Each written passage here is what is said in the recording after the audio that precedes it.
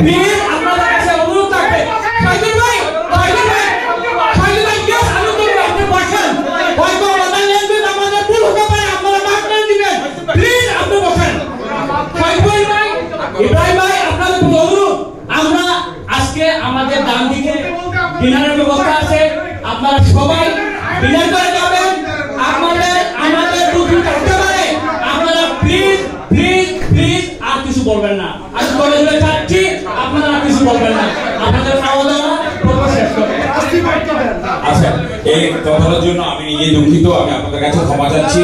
বিষয়টা এইভাবে প্রশ্ন ওনাকে বলা উচিত হয়নি বিষয়টা কারণ আমাদের সাংবাদিক ভাইরা যে প্রশ্নটা করেছেন যে বিল্ডিংটা কার নামে হবে এটা সম্পূর্ণভাবে একটা যৌক্তিক প্রশ্ন এটা 100% যৌক্তিক প্রশ্ন আমি আমার দিক থেকে মনে করি যার কারণে আমি এই প্রশ্নের উত্তরটা আমি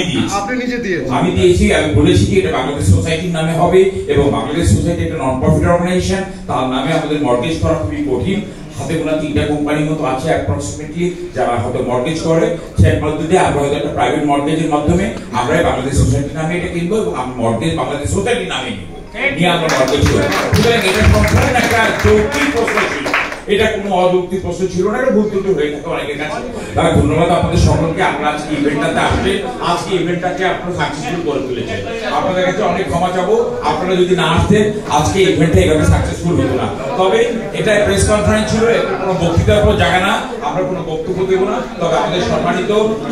সম্মানিত প্রিভিয়াস চেয়ারম্যান আজিজ ভাই আসছে আজিজ ভাই আপনাদের শুভেচ্ছা দিয়ে আমরা মোহাম্মদ আলী ভাই কনফারেন্সটা নিয়ে